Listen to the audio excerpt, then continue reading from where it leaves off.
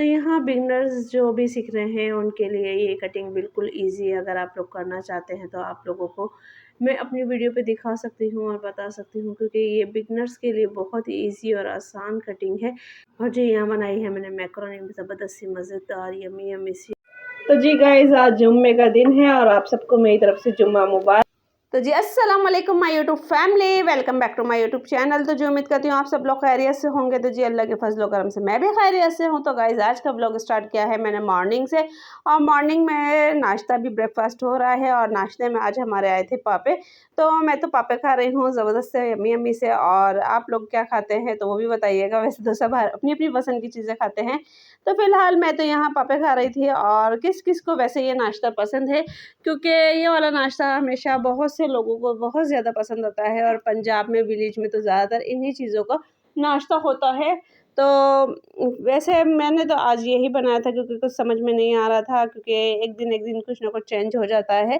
और यहाँ जी मैं बना रही थी दोपहर का खाना, और दोपहर के खाने में बन रहे थे हमारे बैंगन। और बैंगन हमेशा वैसे मैं पहले नहीं खाती थी, और अब मैं खाने लग गई हूँ, तो उसका रीज़न भी मैं आप लोगों को बताऊँगी कि क्या रीज़न है, जो कि मैं पहले नहीं खाती थी और अब खाने लग गई हूँ। मैं ना शादी से पहले खाती थी, ना शादी के बाद खाती थी। पर अब जिस तरीके से मैं पकाती हूँ, तो इस तरीके से फिर मैं खा लेती हूँ, क्योंकि मैं बैंगन के जो छिलके होते हैं वो सारे रिमूव कर देती हूँ। सिर्फ़ 1 बैंगन जो होता है या 2 होते हैं, तो उनके छिलके मैं रहने देती हूँ, बाकी सबके मैं रिमूव कर देती हूँ छिलके। तो फिर ये है कि बिल्कुल भुर्ते की शक्ल में आ जाता है, भुर्ते की फ़ॉर्म में आ जाता है, तो फिर वो मुझे अच्छा लगता है और मैं भी खा लेती हूँ मज़े से। वरना फिर मैं अगर छिलके वाले हों या फिर मोटे-मोटे हों तो वो मुझसे नहीं खाया जाता है। मैं बिल्कुल इसको एक भुर्ते की शक्ल दे देती हूँ, तो जिसकी वज़ह से ये बहुत अच्छे लगते हैं, और खुश्के के साथ भी और रोटी के साथ भी। पर ये है कि मैं ज़्यादातर रोटी के साथ खाना सजेस्ट करती हूँ, सजेस्ट नहीं पसंद करती हूँ फ़िलहाल। और जब नहीं होती है रोटी या फिर गैस नहीं होता है और चावल तो लाज़मी बनते हैं बैंगन के साथ, तो फिर मैं मजबूरी में चावल खा लेती हूँ। वरना तो फिर मैं ज़्यादातर यही चीज़ खाती हूँ। और यहाँ शाम के टाइम हमने बना लिए थे ये मैकरोनी और स्पैघेटी, यानी कि मैकरोनी है ये, और स्प्रिंग और शेल्फ वाली है। और दूसरा ये है कि क्योंकि जो कि कराची से आई थी, तो उसमें से हमने मैकरोनी जो एल्बो होती है वो, और स्पैघेटी वो तो हमने बना ली थी, बाकी अब ये रह गई थी, तो कुछ समझ में नहीं आ रहा था शाम में क्या बनाएँ, क्या नहीं बनाएँ। तो ये रखी भी थी, तो फिर मैंने इस तरीके से बना ली थी, क्योंकि बच्चे हमेशा इस तरीके से सादी बना खानी पसंद करते हैं। क्योंकि जब मैं इसके अंदर और चीज़ें डालती हूँ, जैसे कि वेजिटेबल्स वगैरह ऐड करती हूँ, तो वो बच्चे निकाल-निकाल के रख देते हैं। तो इस वज़ह से फिर मैं कभी होता है तो इनको बिल्कुल इस तरीके से सादी बना देती हूँ। सब चीज़ें वही होती हैं, मसाले वग़ैरह सब कुछ वही होते हैं। बस ये है कि वेजिटेबल्स ये चीज़ें मैं नहीं डालती हूँ, क्योंकि फिर बच्चे निकाल देते हैं। और बाकी टमाटर, हरी मिर्च का मैं पेस्ट बना के इस तरीके से इसमें डाल देती हूँ। तो जिसकी वज़ह से ये और अच्छे लगते हैं, मज़ेदार से लगते हैं। बस सिर्फ़ इसके अंदर जो होती है वेजिटेबल्स की कमी होती है, बाकी सारे मसाले इसके अंदर वही होते होते हैं।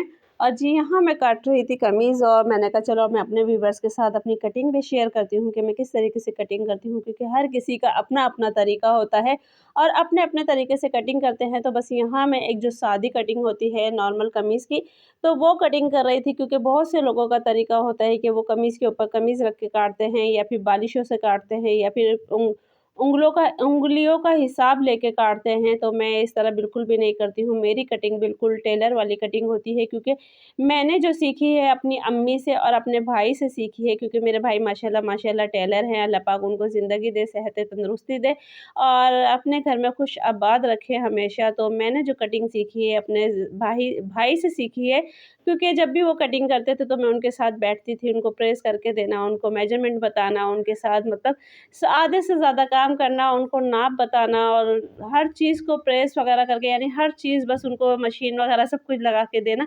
तो ये मैं अपने भाई के साथ करती थी, जिसकी वजह से मुझे कटिंग वगैरह आ गई है। और उससे पहले जो मुझे शौक था एक बचपन में, वो गुड़िया वगैरह के कपड़े सीने का बहुत ज़्यादा शौक था। तो बस जो बाकी रही थी कसर, वो मैंने भाई को देख के माशाल्लाह सीख ली थी, क्योंकि भाई भी माशाल्लाह मेरे बहुत अच्छे कपड़े सीते हैं, टेलर है तो ज़ाहिर बात है अच्छे कपड़े सीते हैं। तो उन्हीं को देख के मैंने कटिंग वगैरह सीखी है। तो मेरी कटिंग जो होती है बिल्कुल टेलर वाली होती है। और इसमें ये है कि इस कटिंग में आप बिल्कुल आसानी से कटिंग कर सकते हो, और जो नया बिगनर्स होता है वो भी बिल्कुल आसानी से इस कटिंग को लेके वो बगैर बताए अपनी स्टिचिंग कर सकता है। तो इतनी ईजी ये कटिंग होती है कि नॉर्मली कटिंग की आप लोग स्टिचिंग कर सकते हो। अगर मैं आप मेजरमेंट करके भी किसी को दे देती हूँ तो बिल्कुल आसानी से सी सकते हैं, और उनके लिए कोई भी इशू या मुश्किल नहीं होगी, क्योंकि कटिंग इतनी इजी होती है। और अगर आप लोग चाहते हैं कि मैं अपने चैनल्स पे कटिंग या स्टिचिंग की भी वीडियो ऐड करूं, या आप लोगों को पसंद है, तो फिर आप लोग मुझे कमेंट्स में लाजमी बताइएगा कि मैं आप लोगों के साथ अपनी स्टिचिंग और कटिंग की भी वीडियो शेयर करूँ। क्योंकि ज़ाहिर बात है, आप लोगों को मैं डिज़ाइनिंग तो बहुत सारी दिखाती हूँ अपने चैनल से, पर वो फुल कंप्लीट दिखाती हूँ। तो उन डिज़ाइनिंग को किस तरीके से अरेंज किया जाता है, उनको किस तरीके से मैनेज किया जाता है और किस तरीके से तैयार किया जाता है, अगर आप लोग वो चीज़ें भी देखना चाहते हैं, क्योंकि ज़ाहिर बात ईद आ रही है, तो ईद से लेके हर किसी को कपड़े सीने होते हैं। और ज़ाहिर बात है, इस ईद पे तो हर कोई लोन के ही और वैसे कपड़े सीते हैं, क्योंकि कुर्बानी वगैरह में ही मसरूफ़ होते हैं, तो लोन वगैरह के ज़्यादा कपड़े सिए जाते हैं। तो प्लीज़ आप लोग मुझे कमेंट्स में लाज़मी बताइएगा कि दर्जी वगैरह से अगर आप लोगों को पैसे बचाने हैं और घर में खुद सीने हैं, तो प्लीज़ कमेंट्स में मुझे लाज़मी बताइएगा कि आप लोगों के साथ मैं शेयर करूँ। तो जी गाइज़, आज जुम्मे का दिन है और आप सबको मेरी तरफ से जुम्मा मुबारक। और यहाँ मैं बना रही हूँ आज जुम्मे वाले दिन दाल चावल। तो बस दाल भी मेरी हो चुकी है, सिर्फ इसको भंगार देना है, थोड़ी सी और थिक हो जाए तो बस इसको भंगार देना है। और बाकी चावल मेरे दम पे रखे हुए हैं। तो यहाँ जी हमारे दाल चावल आज जुम्मे वाले दिन बन रहे हैं, क्योंकि आज हमने किया है कुछ चेंज। वरना अमूमन आप लोगों को अलग अलग तरह के चावल दिखते हैं और आज दाल चावल दिख रहे हैं। तो बस आज हमने जो है दाल चावल बनाए हैं, और जुम्मे के दिन बने हैं हमारे दाल चावल मज़ेदार से, यम्मी यम्मी से। और आप लोगों में से किसको पसंद है दाल के अंदर हरी मिर्चें, क्योंकि मुझे बहुत ज़्यादा अच्छी लगती हैं। और आप लोगों में से किस किस को पसंद है, तो आप लोग भी कमेंट्स में लाजमी बताइएगा।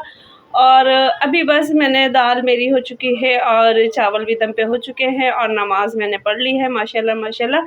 तो बस जैसे भी फिर होता है, फिर मैं आप लोगों के साथ और आगे की रूटीन शेयर करती हूँ, जैसे कि अभी मैंने पिछले दिन की है आपके साथ कि मैंने क्या-क्या किया है। और आज मैं जुम्मे की आप लोगों के साथ शेयर कर रही हूँ। और जो मेरी लास्ट वीडियो थी, जिसमें मैंने आप लोगों को बताया था कि मेरे बेटे की सर्जरी है, तो उसमें भी आप लोगों ने काफ़ी अच्छा प्यार दिया था, काफ़ी अच्छी दुआएँ दी थी। तो उसके लिए आप सबका शुक्रिया, और जिसने उस औरत के लिए दुआएँ मग़फ़िरत की थी, उनका भी बहुत-बहुत शुक्रिया। कहने को उनसे मेरा कोई रिश्ता नहीं था, पर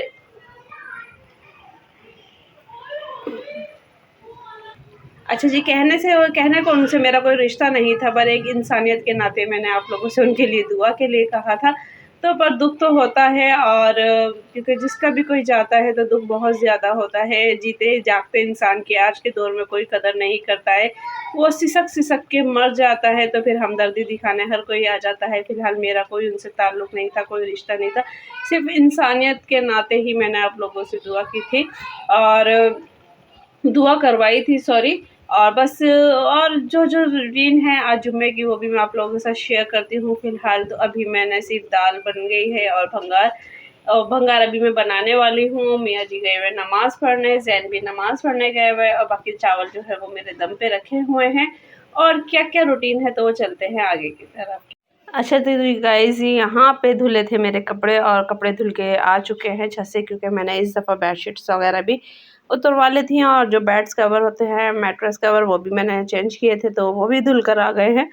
तो सारे कपड़े अब धुल चुके हैं। अब इनको बस फ़ोल्ड करके इनकी जगह पे, जो कि मैं हमेशा आप लोगों से कहती हूँ कि बस इनको फ़ोल्ड करके इनकी जगह पे रखना है, क्योंकि ये भी हमारी रूटीन के अंदर शामिल है। जब हम आप लोगों के साथ अपनी रूटीन शेयर करते हैं, तो ज़ाहिर बात है ये भी रूटीन में शेयर करना बनता है। और यहाँ कपड़े मेरे माशाल्लाह बिल्कुल धुल कर आ चुके हैं, और इस दफ़ा कपड़े थोड़े से ज़्यादा हो गए थे, क्योंकि बस मेरी भी बीच में तबीयत सही नहीं थी, और जिसकी वजह से कपड़े लेट धुले हैं और कपड़े ज़्यादा भी हो गए थे। और दूसरा ये बेडशीट्स वगैरह का भी, जो मैट्रेस कवर वगैरह थे, वो भी धोने थे, तो इनकी वजह से काफ़ी मतलब के ज़्यादा कपड़े हो गए थे। तो मैंने कहा धोने तो हैं, आज भी धोने हैं, कल भी धोने, तो क्यों ना धो के इनको फ़ारिग किया जाए और ज़हन अपना फ्रेश किया जाए। बस अब एक टेंशन है कि ये कपड़े उठा के इनको इनकी जगह पे रखने हैं, और उसके बाद फिर मेरा जहन और माशाल्लाह फ़्रेश हो जाएगा, क्योंकि ये भी बहुत बड़ी मेरे लिए टेंशन होती है।